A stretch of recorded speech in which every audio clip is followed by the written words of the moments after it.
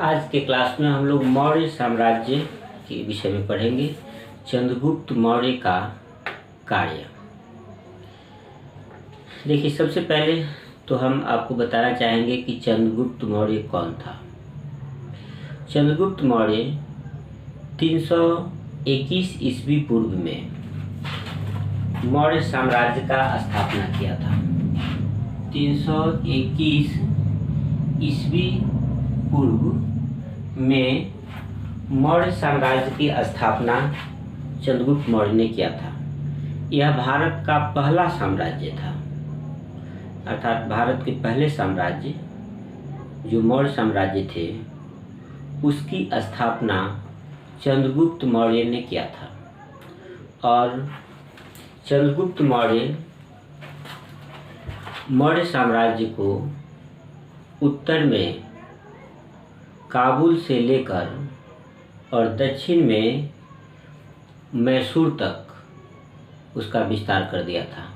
पश्चिम में हिंदकुश पर्वत तक उसका शासन था, अर्थात ईरान के बाद सीधे भारत की शुरुआत होती थी।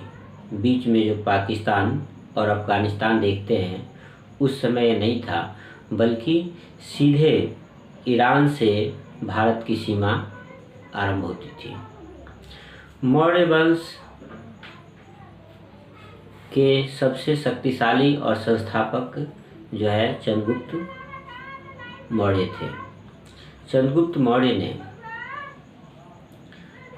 अपने कार्यों के कारण जो है एक बहुत बड़ी उपलब्धि उन्होंने हासिल किया था। चंद्रगुप्त मौर्य के विषय में ऐसा माना जाता है कि वह क्षत्रिय कुल के नहीं थे।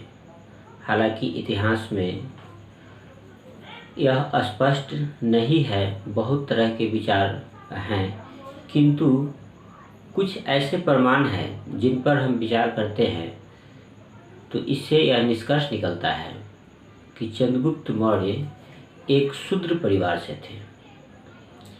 ऐसा हम इसलिए मान सकते हैं क्योंकि ब्राह्मण ग्रंथों में चंद्रगुप्त मौर्य को उचित स्थान, कोई प्रतिष्ठा नहीं दिया गया है।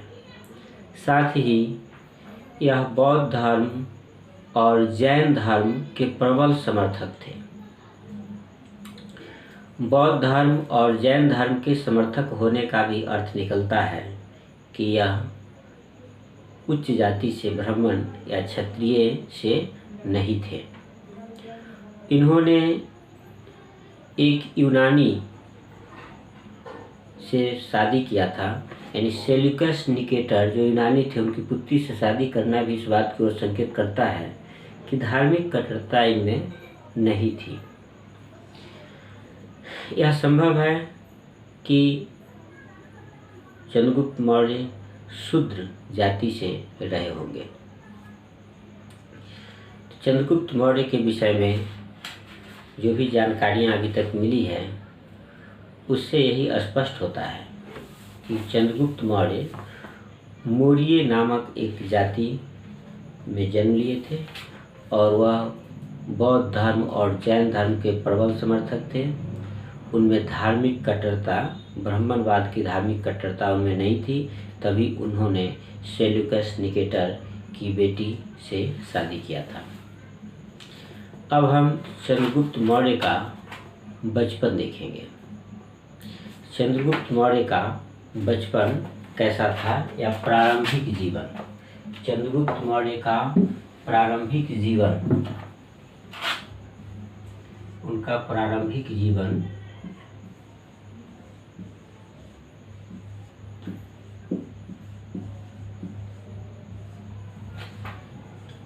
किस प्रकार का था। देखिए, चंद्रगुप्त मौर्य जो है के पिता मौर्य जाति के थे। मौर्य एक जाति है जो निम्न जाति में हुआ करती थी। मौर्य जाति के थे। इनके पिता जो थे वह मौर्य जाति के थे और अपने गांव का मुखिया होते थे। एक सीमांत युद्ध में वह मारे गए। यानी सीमांत युद्ध कहने का मतलब कि कोई लड़ाई हुआ होगा सीमावर्ती क्षेत्र में, उस लड़ाई में वह मारे गए। उनके मरने के बाद उनकी पत्नी पाटलिपुत्रा यानी पटना में आ गई। पाटलिपुत्रा में ही चंद्रगुप्त मौर्य का जन्म हुआ और उनके जन्म के बाद सुरक्षा की दृष्टि से चंद्रगुप्त मौर्य के उनके मामा ने जो है उन्हें एक गौशाला में रख दिया। सुरक्षा के ख्याल से उन्हें गौशाला में छोड़ दिया गया। गौशाला के जो गरेड़िए थे उन्होंने उसका पालन पोषण किया और बड़ा होने के बाद उन्होंने एक शिकारी के हाथों इस बच्चे को बेच दिया। जब शिकारी के हाथों चंद्रगुप्त मौर्य को बेचा गया, वह शिकारी इसे पशु चराने के काम में लगा दिया। पशु चराने के दौरान यह बच्चों के साथ खेल रहे थे। एक खेल था, उसका नाम था राजकीलम। राजकीलम नामक एक खेल खेल रहे थे, राजकीलम। इस खेल में वह राजा का रोल लेते थे और बाकी बच्चों पर वह शासन करते थे। बाकी बच्चों को न्याय के कटघरे में खड़ा करते थे, फैसला सुनाते थे, उसे सज़ा दी जाती थी। जब उस रास्ते से चाणक्य गुजर रहा था तो यह दृश्य देखकर वह दंग रह गया और उसने सोचा कि वह जैसा बच्चा खोजता था, जैसा आदमी खोजता था, चंद्रगुप्त मौर्य बिल्कुल वैसा ही बच्चा था। उसने तुरंत उससे संपर्क किया जिस शिकारी ने चंद्रगुप्त मौर्य को खरीद कर रखा था और 1000 रुपये में उससे खरीद लिया। 1000 रुपये उस शिकारी को देकर और चंद्रगुप्त मौर्य को चाणक्य ने खरीद लिया। आखिर चाणक्य ने ऐसा क्यों किया?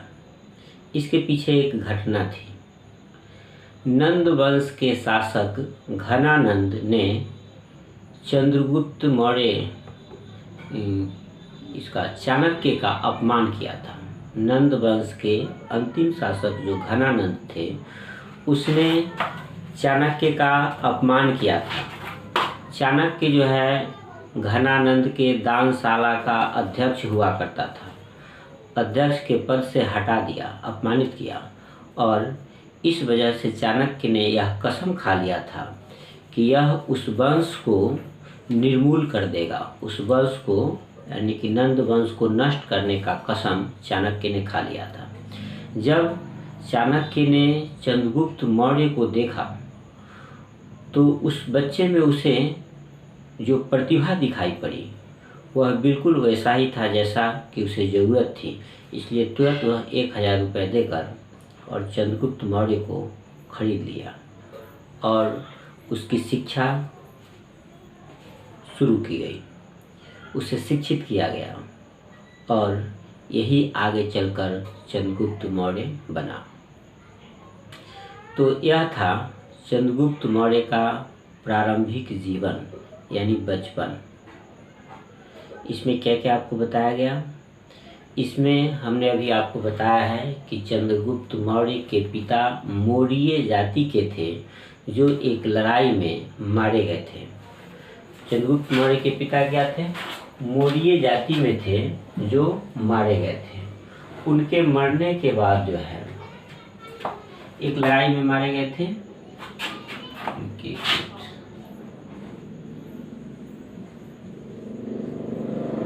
चंद्रगुप्त मौर्य, इसको हम संक्षेप में सीख लेते हैं। पिता मौर्य जाति के थे,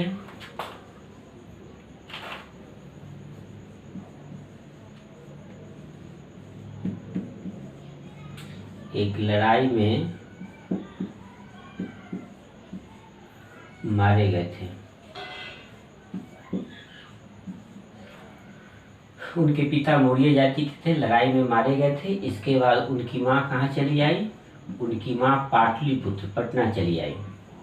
उनकी माँ पाटलिपुत्र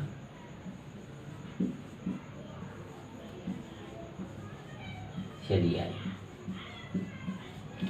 यानी पाटलिपुत्र में ही चंद्रगुप्त मौर्य का जन्म हुआ। पाटलिपुत्र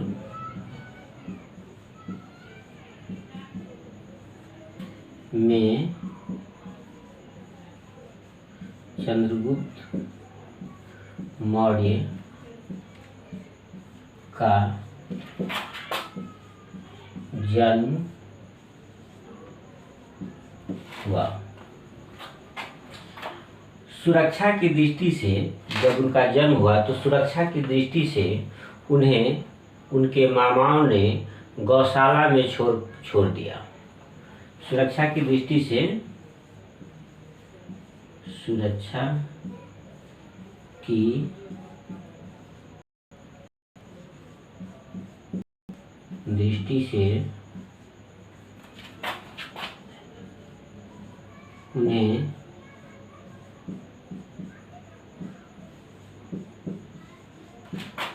गौशाला में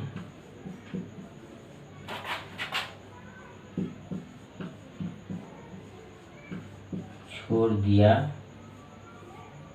गया।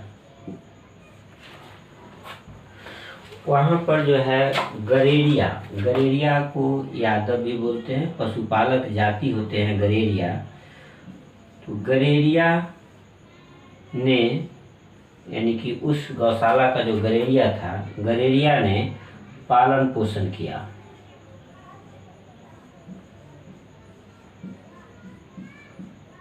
पालन पोषण किया, गरेरिया ने पालन पोषण किया, किंतु बड़ा होने के बाद एक शिकारी के हाथ बेच दिया।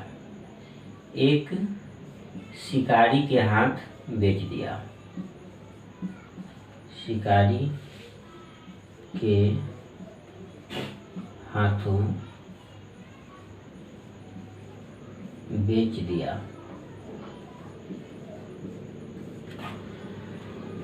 शिकारी के हाथों जब बेच दिया तो शिकारी ने उसे पशु चराने के काम में लगा दिया। शिकारी किस काम में लगा दिया? पशु चराने। दिख रहा है कि नहीं आप लोगों को? पशु चराने के कार्य में लगा दिया।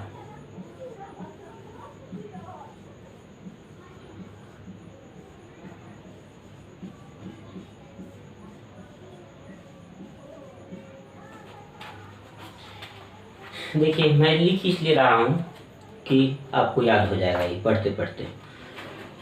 प्रारंभिक जीवन में क्या था? वह उनके पिता मौर्य जनजाति के थे। मौर्य जाति निम्न जाति में आते हैं, क्षत्रिय नहीं थे। जैसा प्रमाण मिलता है, बहुत सारे इसके आधार पर कहा जा सकता है कि वह क्षत्रिय नहीं थे। पिता मौर्य जाति के थे, एक लड़ाई में मारे गए थे, और जब लड़ाई में वह मारे गए तो उनकी माँ उन्हें लेकर पाटलिपुत्र आ गई, और पाटलिपुत्र में ही चंद्रगुप्त मौर्य का जन्म हुआ।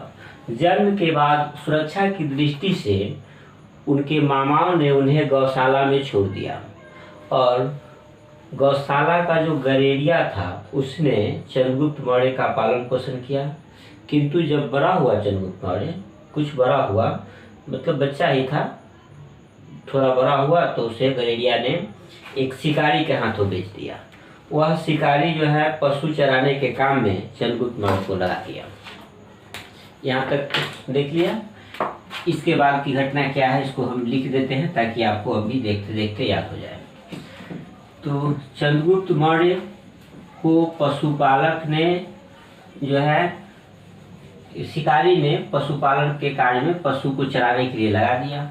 वह बहुत सारे बच्चों के साथ पशुओं को चराते थे, और पशुओं को चराने के साथ साथ पशु जब तक चरता था वह एक खेल खेलते थे। उस खेल का नाम था राजकीलम। राजकीलम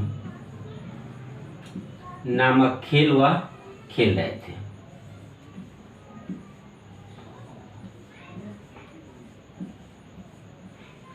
इस खेल में जो है वह राजा का रोल करते थे। खेल में कौन सा रोल करते थे? राजा का रोल कर रहे थे। वह जो है एक राजा की तरह अपना शासन चला रहे थे और सारे बच्चे अनुयायी की तरह बने हुए थे। वह कोर्ट लगाता था और न्याय करता था, बच्चे को दंडित भी किया जाता था। इस तरह से पूरा एक शासक की तरह वह बच्चों पर शासन कर रहा था। उसी समय चंद्रगुप्त मौर्य चाणक्य उस रास्ते से गुजर रहे थे। चाणक्य ने जब देखा इस दृश्य को तो वह बहुत आश्चर्य में पड़ गया और उसे लगा कि भविष्य में यह लड़का एक बहुत अच्छा राजा बनेगा। चंद्रगुप्त मौर्य को जब राजखिलम खेलते हुए चाणक्य ने देखा तो उसी समय उसके प्रतिभा का उसे ज्ञान हुआ और वह यह समझ गया कि भविष्य में यह एक चक्रवर्ती सम्राट बन सकता है। और तुरंत उसने उस शिकारी से संपर्क किया और 1000 रुपये में चंद्रगुप्त को खरीद लिया। जैसा कि बुक में उपलब्ध है उस आधार पर मैं आपको बता रहा हूँ। उसमें लिखा गया है कि 1000 में जो है चंद्रगुप्त को खरीद लिया गया।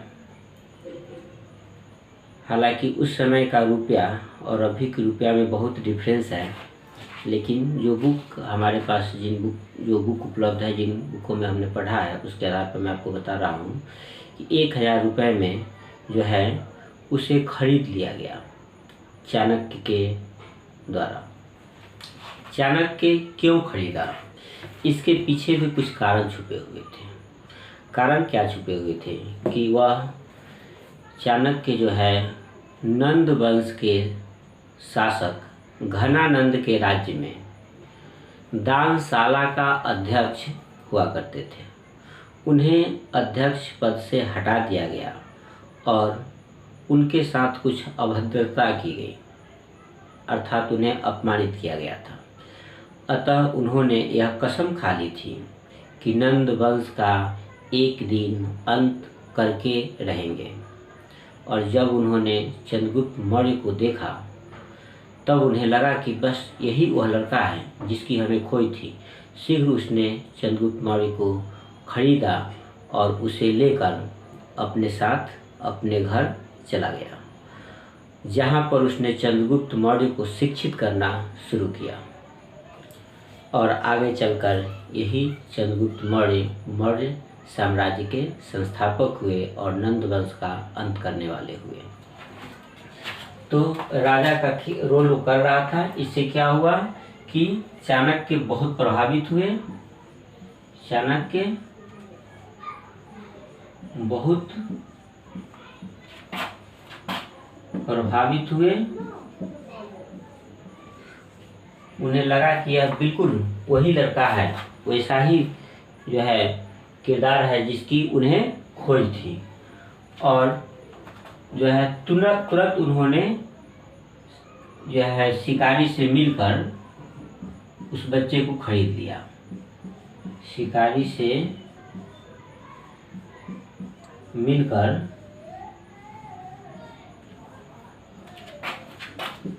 चाणक्य ने, ऐसे सीधे लिखिए, शिकारी से मिलकर चंद्रगुप्त को खरीद लिया।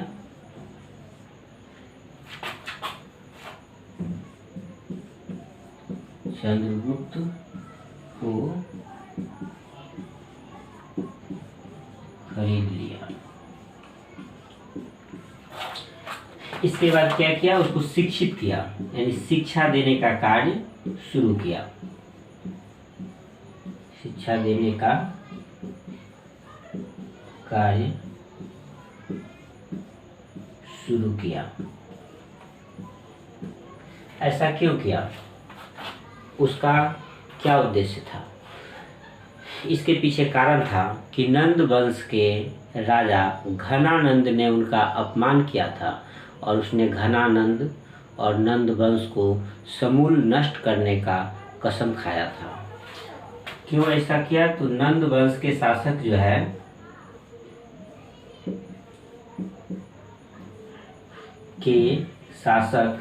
नंद वंश के शासक घनानंद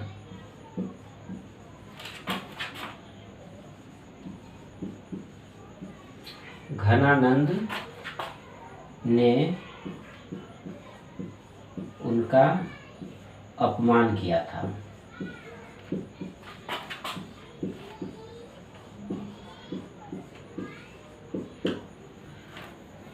अतः उन्होंने कसम खा लिया था नंद वंश को अंत करने का। क्या किया था? कसम खाया था।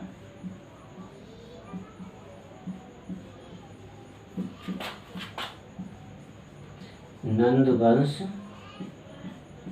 का अंत करने का।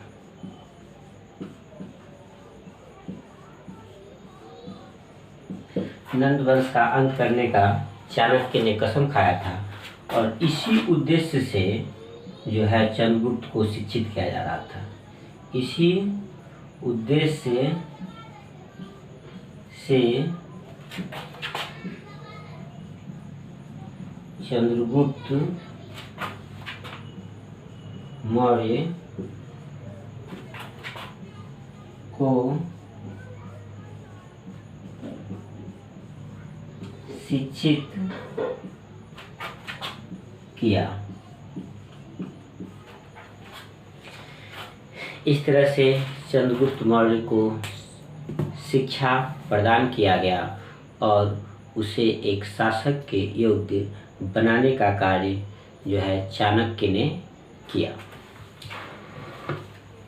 अब हम देखेंगे आगे कि चंद्रगुप्त मौर्य ने कौन सा कार्य किया। चंद्रगुप्त मौर्य का कार्य देखिए। चंद्रगुप्त मौर्य का कार्य, हम उनके कार्यों को देखेंगे कि उन्होंने क्या किया। देखिए, चंद्रगुप्त मौर्य जो थे वह भारत में यूनानियों के शासन से और उनके विदेशियों के आक्रमण को देखकर बहुत दुखी थे और उनके मन में एक तूफान सा चल रहा था। वह देश को यूनानियों के कब्जे से मुक्त कराना चाहते थे, अर्थात देश को आज़ाद कराने की जो है उनमें ज्वाला भड़क रही थी। और उस समय आम जनता जो थी वह भी शासकों के विरुद्ध थी। इस काम में उन्हें आसानी से सेना तैयार करने में मदद मिला। उन्होंने सेना तैयार किया और इतना ही नहीं बल्कि मुद्रा राक्षस और परिशिष्ट पर्वन ग्रंथ से पता चलता है कि चाणक्य हिमालय क्षेत्र के एक राजा जिनका नाम था परवतक, उनसे दोस्ती की थी और उनसे दोस्ती के परिणाम स्वरूप जो है इनकी सेना और भी बहुत शक्तिशाली हो गई थी।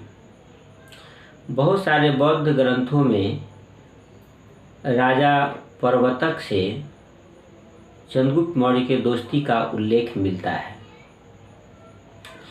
और ऐसा कहा जाता है कि राजा परवतक से दोस्ती के बाद जो है चंद्रगुप्त मौर्य जिस सेना को तैयार किया था वह बहुत शक्तिशाली हो गई और चंद्रगुप्त ने यूनानियों को भारत से निकालने का जो है बीड़ा उठाया और फिर बाद में उसे सफलता भी मिली। उन्होंने भारत से चंद्रगुप्त मौर्य ने भारत से यूनानियों को निकाला और इस वजह से उन्हें लिबरेटर अर्थात मुक्तिदाता भी कहा जाता है। लिबरेटर का क्या अर्थ होता है? मुक्तिदाता। चंद्रगुप्त मौर्य को मुक्तिदाता या लिबरेटर क्यों कहा जाता है? क्योंकि उसने भारत से यूनानियों को निकालने का बीड़ा उठाया था और ऐसा करने में सफल भी हुआ था। उसने यूनानियों को यहाँ से भगा दिया था और 323 ईस्वी में सिकंदर की मृत्यु हो जाती है। उसके बाद उसके सारे बाधा खत्म हो गए और बहुत आसानी से सभी यूनानियों को वह आसानी से जो है यूनानी साम्राज्य को समाप्त कर दिया और भारत को उसने आज़ाद कराया।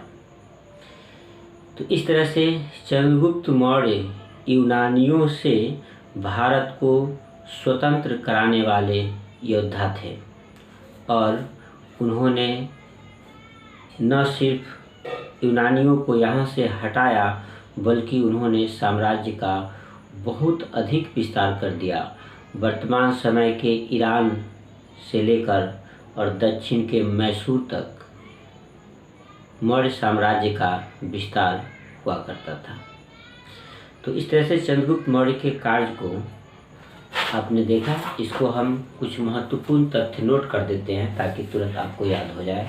साथ साथ चंद्रगुप्त मौर्य जो था वह विदेशियों का भारत पर आक्रमण देखकर बहुत दुखी था। किस बात से बहुत दुखी था? विदेशियों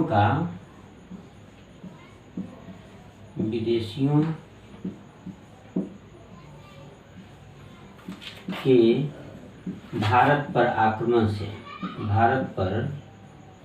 बहुत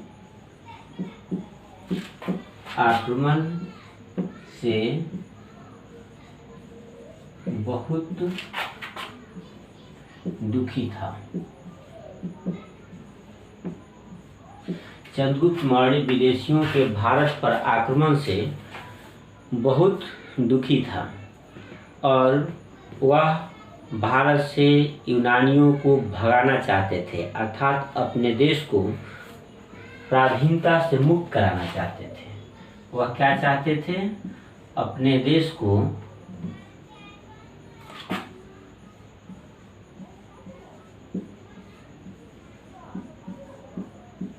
पराधीनता से मुक्त कराना चाहते थे। पराधीनता से मुक्त कराना चाहते थे। चंद्रगुप्त मौर्य अपने देश को पराधीनता से मुक्त कराना चाहते थे।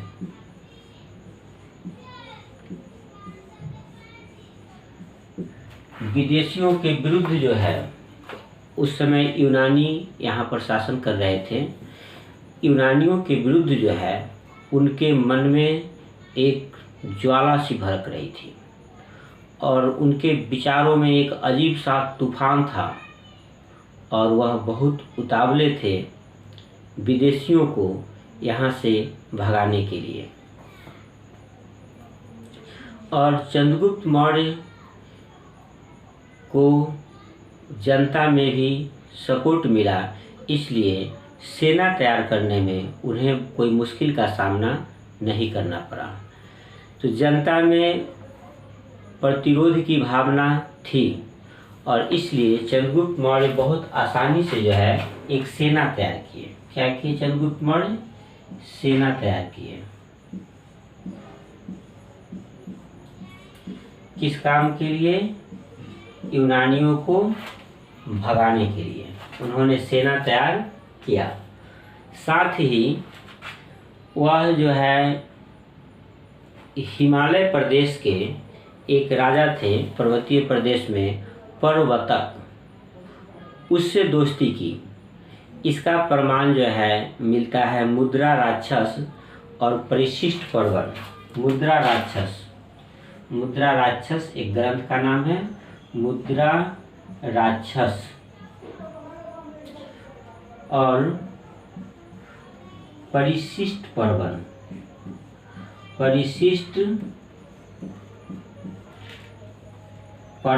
यह दोनों ग्रंथ है। मुद्रा राक्षस और परिशिष्ट पर्वन क्या है? यह दोनों ग्रंथ है, एक ही शब्द होगा। परिशिष्ट पर्वन और मुद्रा राक्षस ये दोनों ग्रंथ हैं। इस दोनों ग्रंथ में यह उल्लेख मिलता है कि चाणक्य ने हिमालय के पर्वतीय प्रदेश के प्रवर्तक नामक राजा से संबंध स्थापित किया था और इससे जो है चंद्रगुप्त के सैनिकों को, जो सैनिक उन्होंने बनाया था, बहुत बल मिला। तो इस तरह से जो है चंद्रगुप्त मौर्य की शक्ति को बढ़ाने में चाणक्य बहुत महत्वपूर्ण भूमिका निभाते हैं। मुद्रा राक्षस और परिशिष्ट पर्व से यह जो है उल्लेख मिलता है कि चाणक्य हिमालय के पर्वतीय प्रदेश के जो है राजा प्रवर्तक से जो है संधि करते हैं, उससे मित्रता की संधि करते हैं। मुद्रा राक्षस और परिशिष्ट पर्व से क्या पता चलता है? से पता चलता है कि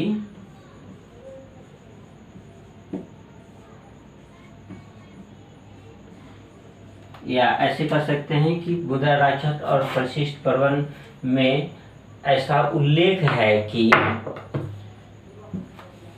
परिशिष्ट पर्व में उल्लेख है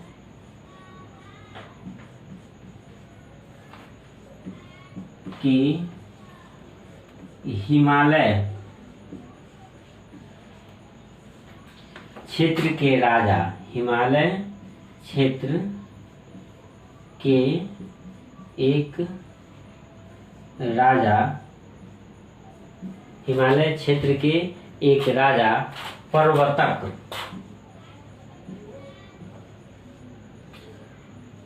से मित्रता की संधि किया।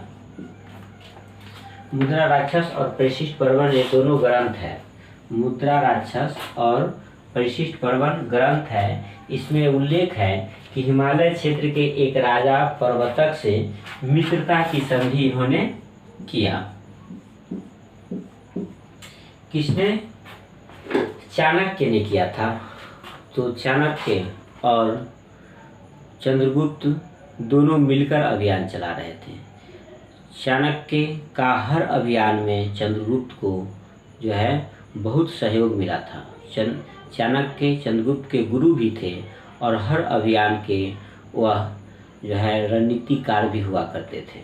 तो चाणक्य ने जो है वह हिमालय क्षेत्र के एक राजा प्रवर्तक से मित्रता की, जिससे कि जो सेना तैयार किया था चंद्रगुप्त मौर्य ने, वह सेना अधिक शक्तिशाली हो गई। और अन्य कई जगहों पर भी इस बात का उल्लेख मिलता है कि उसने सेना तैयार किया था। शक, यवन, पारसी, किरात, कंबोज आदि जातियों से उसने सेना तैयार किया था और उसकी सेना जो है चंद्रगुप्त मौर्य की, वह बहुत शक्तिशाली थी और वह भारत को निकालने में इसी सैनिक की बदौलत सफल हुए। यानी कि वह जो है उनकी शक्ति बढ़ गई और अंततः जो है यूनानियों को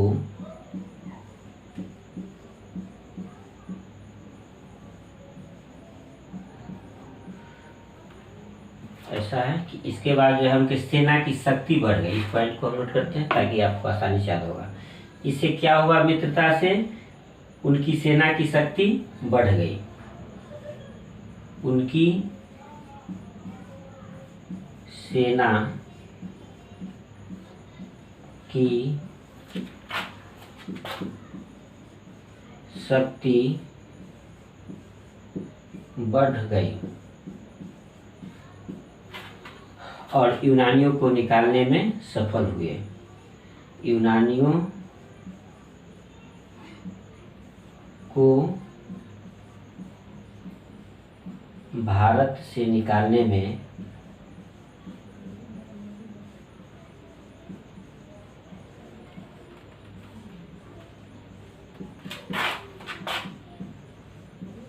सफल हुए।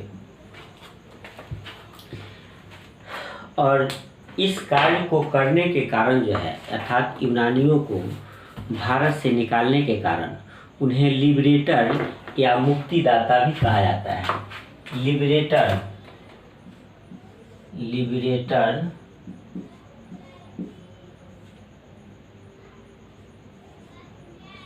या मुक्तिदाता किसको कहा जाता है? लिबरेटर या मुक्तिदाता चंद्रगुप्त मौर्य को कहा जाता है। क्यों? क्योंकि उन्होंने भारत से यूनानियों को निकाला था और भारत से यूनानियों को निकालने के बाद जो है वह एक दूसरे अभियान में लगे, जो हम अगले पॉइंट में देखेंगे। वह है नंद राजाओं के विरुद्ध युद्ध। इसके बाद जो है जब यूनानियों को उन्होंने भारत से निकालने में सफलता प्राप्त की, इसके बाद वह नंद राजाओं के विरुद्ध युद्ध किए। हम उसको देखते हैं, नंद राजाओं के विरुद्ध चंद्रगुप्त मौर्य ने कैसे युद्ध किया है।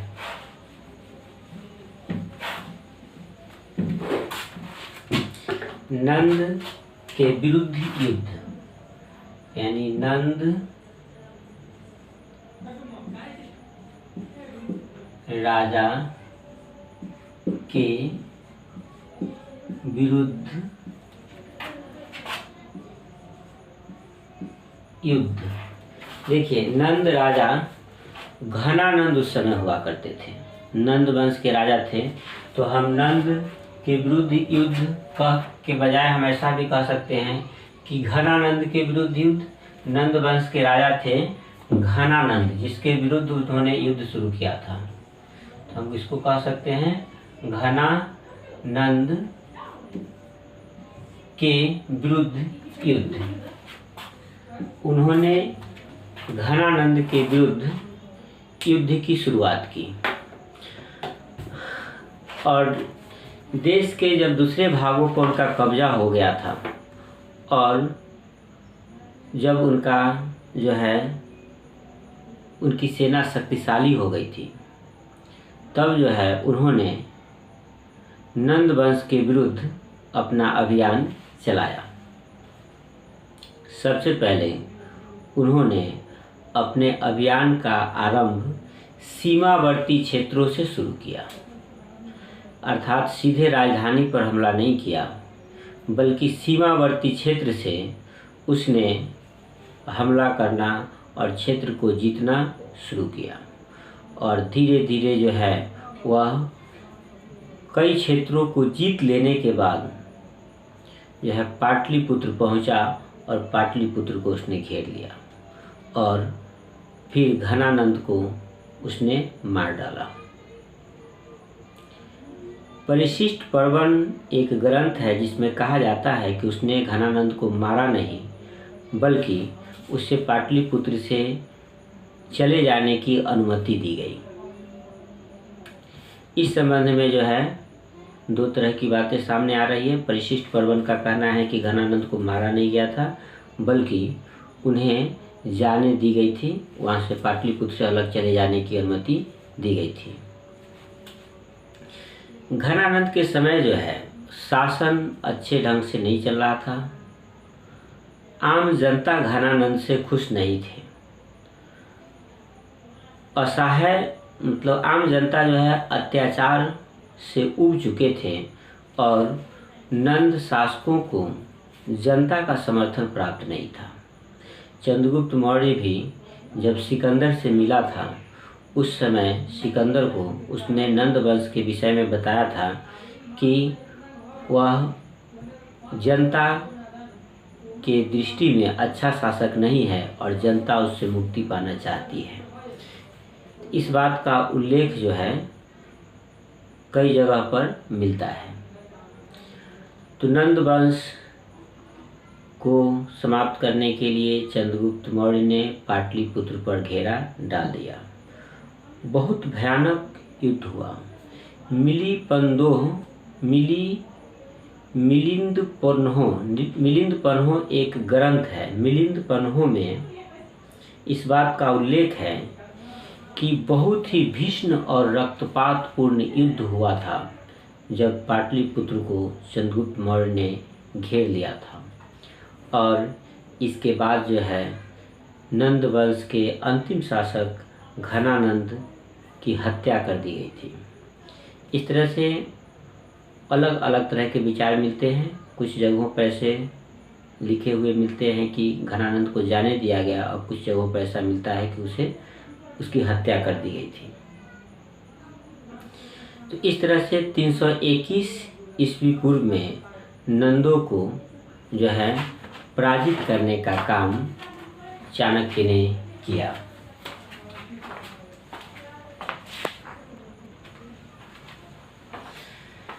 चलिए, तो धननंद या धनानंद उसी को बोलते हैं, धननंद या धनानंद भी इसको बोलते हैं, के विरुद्ध जो है युद्ध शुरू हुआ। जो भी आपने देखा इसको हम नोट कर देते हैं ताकि आपको यह क्लास के साथ साथ याद हो जाए। देखिए, नंद वंश के विरुद्ध युद्ध जो है चंद्रगुप्त मौर्य ने पंजाब को मुक्त कराने के बाद, यानी यूनानियों से पंजाब को मुक्त कराने के बाद उन्होंने नंद वंश के विरुद्ध युद्ध शुरू किया। तो पंजाब को पहले उसने मुक्त कराया किससे? यूनानियों से। पंजाब को मुक्त कराने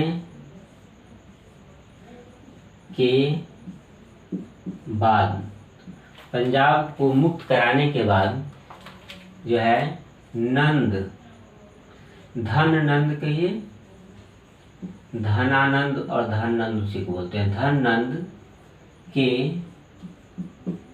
विरुद्ध जो है अभियान शुरू किया। धननंद के विरुद्ध अभियान शुरू किया।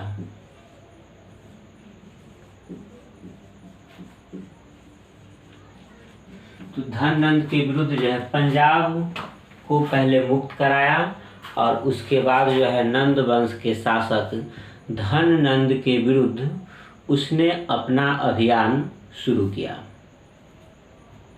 जिसमें हर जगह पर उसको चाणक्य का साथ मिलता था। चाणक्य और चंद्रगुप्त एक दूसरे के बिना अधूरे थे। चाणक्य ही चंद्रगुप्त के रणनीतिकार थे। सभी रणनीति का निर्माण चाणक्य करते थे और चंद्रगुप्त उसका इम्प्लीटेशन करते थे। इस तरह से चाणक्य और चंद्रगुप्त दोनों मिलकर जो है संयुक्त अभियान चलाते थे, एक रणनीति बनाते थे और एक उसको लागू करते थे। तो चंद्रगुप्त मौर्य जो थे वह पंजाब विजय के बाद नंद वंश के सफाया के लिए चल पड़े, और वह रास्ते में जो है कुछ क्षेत्रों को जीतते हुए आगे बढ़ रहे थे। उन्हें मालूम था कि जनता नंद राजाओं से खुश नहीं थी। इस बात की जानकारी चंद्रगुप्त मौर्य को पहले ही से था कि जनता जो है नंद शासकों के अत्याचार से पीड़ित है और खुश नहीं है। तो उसने सीमावर्ती क्षेत्रों से अभियान शुरू किया। अभियान कहाँ से शुरू किया? सीधे राजधानी पर आक्रमण नहीं करके सीमावर्ती क्षेत्रों से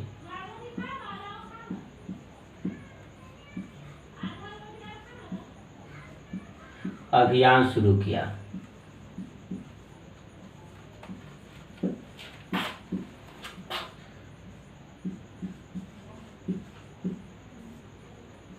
सीमावर्ती क्षेत्रों से अभियान शुरू किया और सीमावर्ती क्षेत्र को जीतते जीतते कहाँ तक पहुँच गया? पाटलिपुत्र तक पहुँचा और पाटलिपुत्र को चारों ओर से घेर लिया। सीमावर्ती क्षेत्रों से अभियान शुरू किया और वह क्षेत्रों को जीतते हुए आगे बढ़ा और उसके बाद पाटलिपुत्र को चारों ओर से घेर लिया।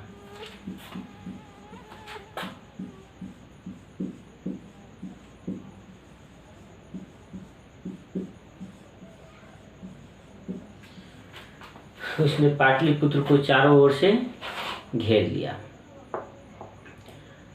और जो घनानंद थे उनकी हत्या कर दी गई। धनानंद, इसको धन नंद भी कहीं कहीं लिखा हुआ मिलता है, धन नंद। तो धन नंद की हत्या कर दी, धन नंद की हत्या कर दी। हालांकि यह भी जो है हत्या कर दी, इस पर भी जो है संदेह है, क्योंकि दो ग्रंथ अलग अलग बातें लिखते हैं। धनानंद की हत्या की जो बात करते हैं तो धनानंद की हत्या जो है कुछ ग्रंथ में हत्या बताते हैं और कुछ ग्रंथ में बताते हैं कि उन्हें जाने की अनुमति दी गई। परिशिष्ट पर्वन एक ग्रंथ है जिसमें बताया गया है कि घनानंद को पाटलिपुत्र से चले जाने की अनुमति दी गई। क्या नाम है उस ग्रंथ का? परिशिष्ट पर्वन। परिशिष्ट पर्वन एक ग्रंथ है जिसमें क्या कहा गया है? परिशिष्ट पर्वन में क्या कहा गया है कि घनानंद को पाटलिपुत्र से जाने की अनुमति दी गई। धनानंद को पाटलिपुत्र से जाने दिया गया।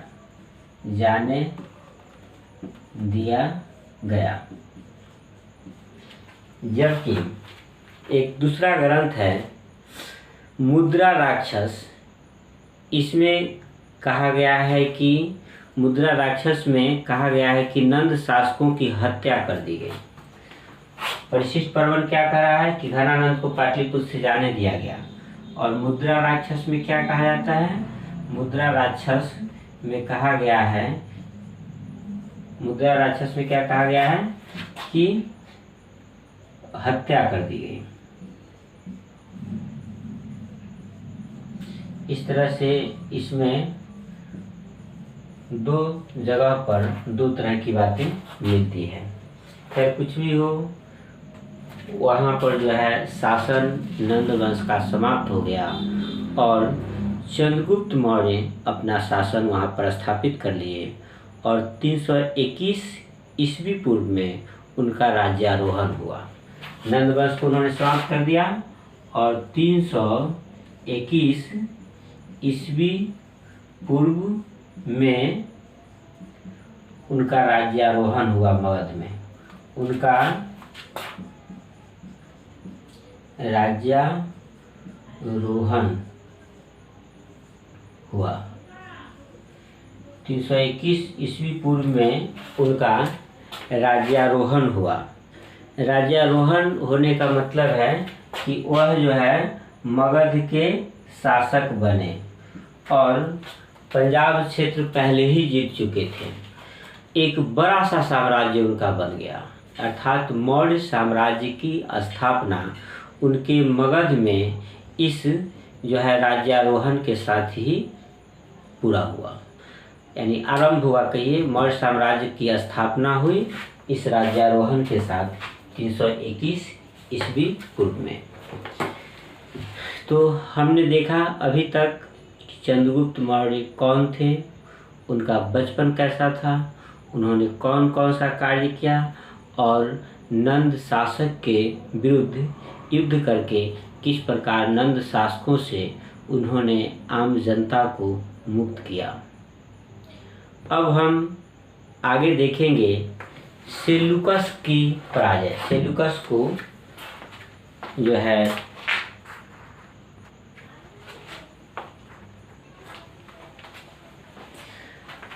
तो अब हम देखेंगे सेल्यूकस से युद्ध, यानी सेल्यूकस से जो है युद्ध हुआ था। इसका देखिए, मगध पर विजय प्राप्त करने के बाद जो है वह एक बहुत बड़े साम्राज्य का राजा बन गया था। नंद वंश का जो शासन था वह पूरा क्षेत्र उसके अधीन था। साथ में वह पंजाब पर पहले ही जो है विजय प्राप्त कर लिया था। वह बहुत बड़े क्षेत्र का जो है शासक चंद्रगुप्त मौर्य बन गया था। लगभग 6 लाख सैनिकों का इस काम में उन्होंने सहयोग लिया था और सारे भारत को उधर बलूचिस्तान और अफगानिस्तान तक जो है सारे भारत को उसने एक साथ कर लिया था। बलूचिस्तान और अफगानिस्तान का क्षेत्र जो है वो बाद में मिला है, इस युद्ध के बाद, सेल्यूकस की पराजय के बाद उसको मिला है।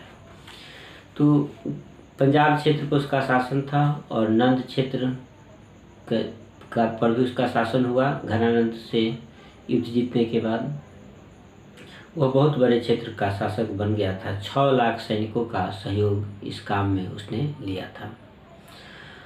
और सिकंदर की मृत्यु हो गई थी 323 ईस्वी में। उनकी मृत्यु के बाद उनके जो सेनापति थे, सेनापतियों में आपसी संघर्ष शुरू हुआ और उसमें एक सेनापति था सेल्यूकस निकेटर। सेल्यूकस ने अपनी स्थिति काफ़ी मजबूत कर ली। अन्य सेनापतियों के मुकाबले वह अधिक शक्तिशाली सिद्ध हुआ और उसने अपनी स्थिति सुदृढ़ कर ली और उन्होंने फिर से भारत पर आक्रमण करने का प्लान बनाया। तो इस समय भारत के राजा नंद नहीं थे, बल्कि इस समय भारत में चंद्रगुप्त मौर्य थे। उसने हमला किया, चंद्रगुप्त मौर्य से उसका सामना हुआ, लेकिन वह विजयी नहीं हो सका। उसे चंद्रगुप्त मौर्य से संधि करनी पड़ी और इतना ही नहीं, संधि के दौरान जो भी शर्त थे वह सभी उसके विरुद्ध थे, निकेटर के को नुकसान वाले संधि थे। इस संधि में निकेटर के द्वारा, यानी सेल्यूकस निकेटर के द्वारा कंदहार, हेरात, बलूचिस्तान, काबुल आदि क्षेत्र चंद्रगुप्त मौर्य को सौंप दिए गए। साथ ही अपनी पुत्री हेलेना से उसने चंद्रगुप्त मौर्य की शादी कर दिया। इस तरह से शादी संबंध स्थापित हुए और बदले में चंद्रगुप्त मौर्य ने 500 हाथी उपहार में उसे दिया था। साथ ही सेल्यूकस ने मेगास्थनीज को मौर्य दरबार में अपने राजदूत के रूप में नियुक्त किया था। तो इस तरह से देखते हैं कि सेल्यूकस का हार हुआ था। भले ही यह संधि हो गया था, लेकिन संधि के जो भी शर्त हैं, इन सभी शर्तों से पता चलता है कि सेल्यूकस की हार हुई थी। सेल्यूकस को उसने पराजित कर दिया था, क्योंकि हार जीत का फैसला भले ही युद्ध में नहीं हुआ और समझौता हो गया, लेकिन यह समझौता सेल्यूकस के विरुद्ध जाता है। इसलिए यह माना जा सकता है कि सेल्यूकस हार की परिस्थिति में जब नहीं जीत सका तो उसने चंद्रगुप्त मौर्य से संधि कर लिया। तो अभी हम आपको बता रहे थे कि सेल्यूकस जो है कब हमला किया। जब मगध पर चंद्रगुप्त मौर्य ने विजय प्राप्त कर लिया था, मगध में उसका राज्यारोहण 321 ईस्वी पूर्व में हो गई थी।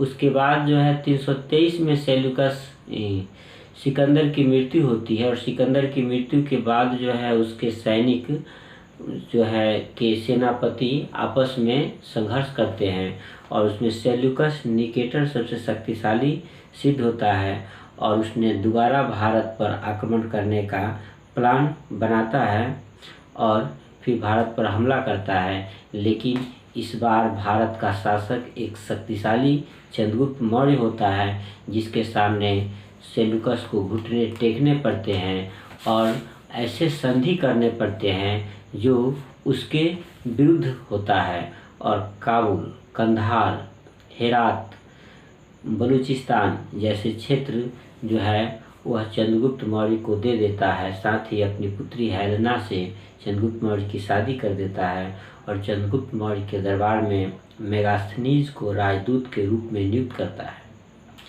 और चंद्रगुप्त मौर्य 500 हाथी सेल्यूकस को दान में देते हैं। देखिए इधर से सिर्फ 500 हाथी उसे दान में दिया गया क्योंकि ससुर बन गए थे, जबकि सेल्यूकस को बहुत बड़ा क्षेत्र चंद्रगुप्त मौर्य को देना पड़ा था, साथ में अपनी पुत्री से शादी भी करना पड़ा था और जो है अपने राजदूत को इसके दरबार में नियुक्त किया था। तो संधि के शर्तों को हम देखते हैं तो इससे पता चलता है कि सेल्यूकस जो है संधि इसलिए किया था क्योंकि वह जीत नहीं सकता था या वह हार की ओर जा रहा था, क्योंकि संधि के सभी शर्त उसके विरुद्ध जाते हैं। तो सेल्यूकस के विरुद्ध जो है युद्ध हुआ, सेल्यूकस से चंद्रगुप्त मौर्य का युद्ध हुआ और इस युद्ध में किसकी विजय हुई? तो इसमें संधि हो गया था, हार जीत का फैसला हुए बिना इसकी संधि हो गई थी और संधि के सारे शर्त जो थे वह सेल्यूकस के विरुद्ध जाते थे और चंद्रगुप्त मौर्य के पक्ष में जाते हैं। इससे पता चलता है कि सेल्यूकस एक तरह से हार चुका था, लेकिन संधि हो गई थी। तो चंद्रगुप्त मौर्य जो है मगध पर विजय के बाद, पहले तो मगध पर उसने विजय किया, मगध पर विजय के बाद, मगध पर विजय के बाद वह एक बहुत बड़ा शासक हो गया था। चंद्रगुप्त मौर्य एक बहुत बड़ा शासक हो गया था, यानी नंद वंश के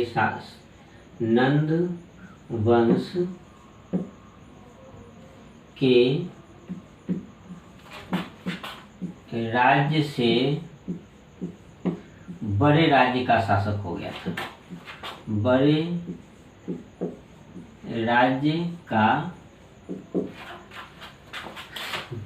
शासक बन गया था।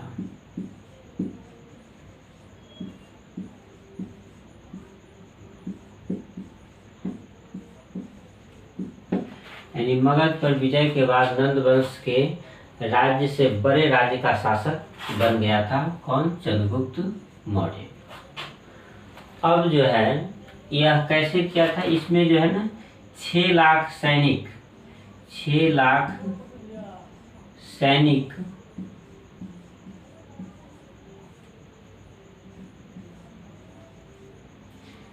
लाख सैनिक को लेकर वह अपना भारत अभियान पूरा किया था। 6 लाख सैनिक के साथ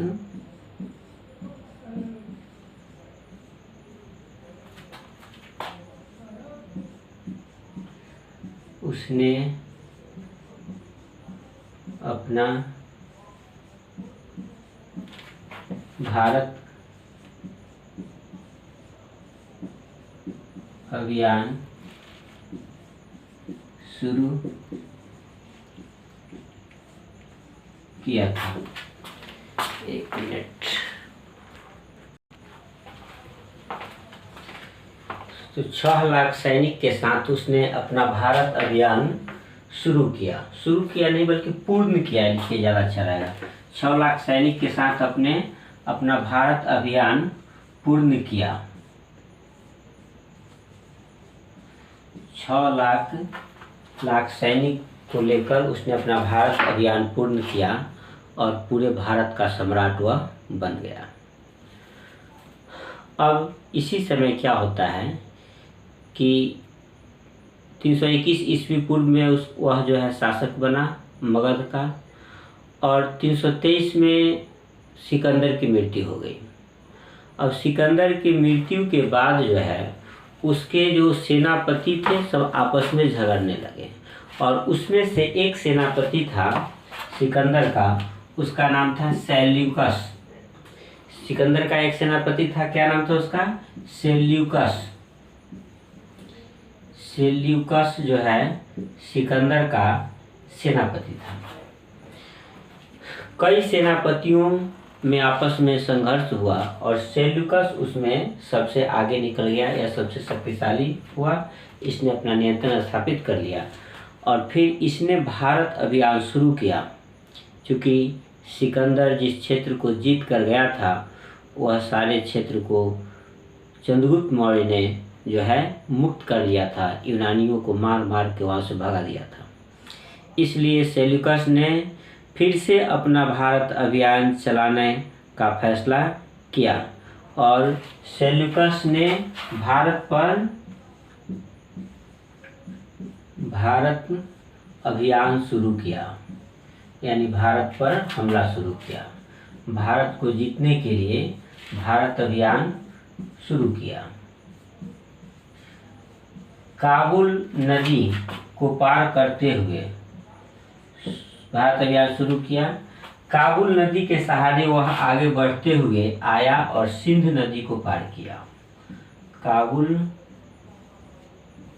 नदी को पार करके, काबुल नदी के पार करके नहीं बल्कि काबुल नदी के साथ कहिए, काबुल नदी के सहारे जो है ना वह सिंध नदी तक आया। काबुल नदी के सहारे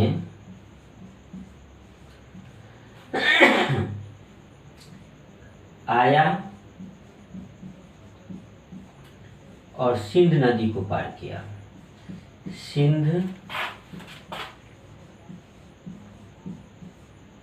नदी को पार किया और सिंध नदी को पार करके वह आ गया भारत में लड़ने के लिए।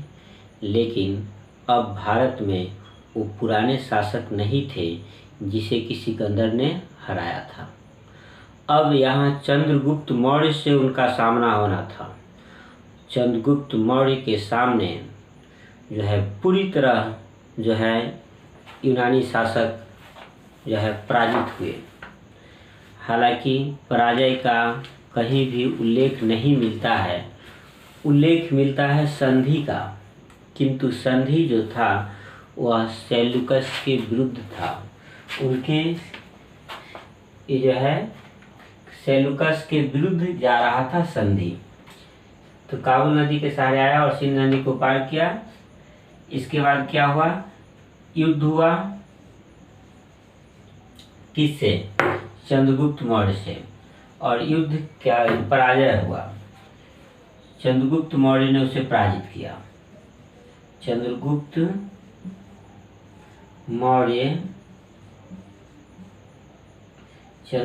मौर्य ने सेल्यूकस को पराजित किया।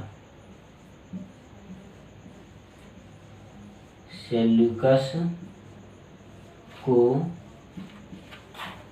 पराजित किया। हालांकि पराजित करने का जो है उल्लेख नहीं मिलता है, किंतु जो संधि जो भी हुआ है सो उसके विरुद्ध जाता है सेल्यूकस के। तो सभी शर्तें सेल्यूकस के विरुद्ध था उस संधि के, और तब संधि हुआ था, अर्थात पराजय हुआ था। चंद्रगुप्त मौर्य ने सेल्यूकस को पराजित किया। इसके बाद संधि हुआ सेल्यूकस से। पराजय के बाद क्या हुआ, सेल्यूकस से संधि हुआ। सेल्यूकस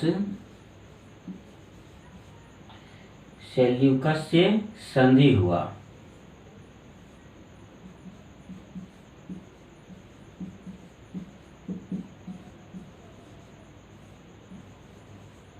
अब इस संधि का शर्त देखिए कि क्या क्या था, इसी से समझ में आ जाएगा कि हार हुआ था या जीत हुआ था। सेल्यूकस से जो संधि हुआ इसको मिटा देते हैं तो लिखने बनेगा। सेल्यूकस से जो संधि हुआ उस संधि में क्या था आप उसको देखिए। सेल्यूकस से जो संधि हुआ उस संधि के अनुसार जो है उसने काबुल, कंधार, हेरात जैसे क्षेत्र जो है उसे चंद्रगुप्त मौर्य को सौंपना पड़ा। संधि में क्या क्या उसको देना पड़ा, तो काबुल, कंधार, हेरात जैसे क्षेत्र, काबुल, कंधार, हेरात, बलूचिस्तान, काबुल, कंधार, हेरात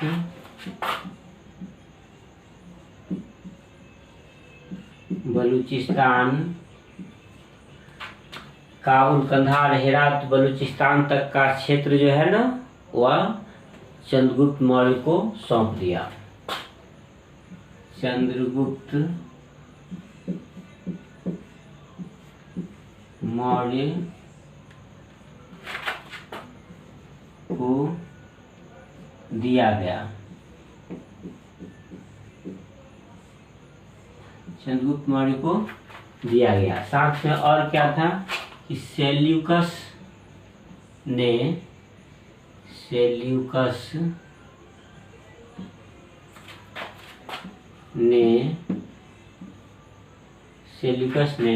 अपनी पुत्री, सेल्यूकस जो है वह अपनी पुत्री हेलेना, सेल्यूकस ने अपनी पुत्री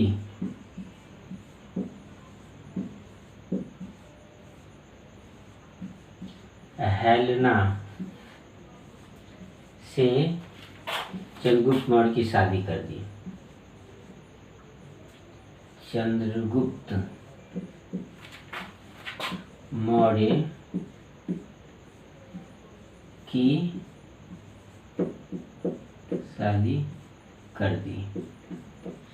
इस तरह से देखिए सेल्यूकस काबुल, कंधार, हेरात, बलूचिस्तान जैसा बहुत बड़ा क्षेत्र चंद्रगुप्त मौर्य को दे दिया और अपनी पुत्री हेलेना से शादी भी कर दिया और अपना एक राजदूत जिसका नाम था मेगास्थनीज, मेगास्थनीज जो है, मेगास्थनीज को चंद्रगुप्त मौर्य के दरबार में, चंद्रगुप्त मौर्य के दरबार में दूत नियुक्त किया, राजदूत या दूत नियुक्त किया या राजदूत बनाकर भेजा। तो मेगास्थनीज को चंद्रगुप्त मौर्य के दरबार में दूत के रूप में भेजा, दूत के रूप में भेजा। इस तरह से अपना दूत जो है चंद्रगुप्त मौर्य के दरबार में उसने जो है नियुक्त किया राजदूत और अपनी लड़की का शादी चंद्रगुप्त मौर्य से कर दिया और साथ में 4 प्रांत काबुल, कंधार, हेरात, बलूचिस्तान जैसा बहुत बड़ा क्षेत्र चंद्रगुप्त मौर्य को दे दिया गया। और चंद्रगुप्त मौर्य भी अपने ससुर को बदले में क्या गिफ्ट दिया, तो चंद्रगुप्त मौर्य ने सेल्यूकस को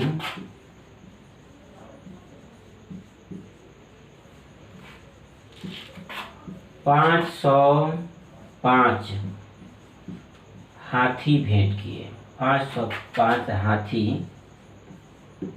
भेंट किए, यानी कि 505 हाथी उसको इसने केवल गिफ्ट में दिया, उससे इतना सारा चीज लिया। तो इस तरह से जो है सेल्यूकस पर चंद्रगुप्त मौर्य ने विजय प्राप्त किया।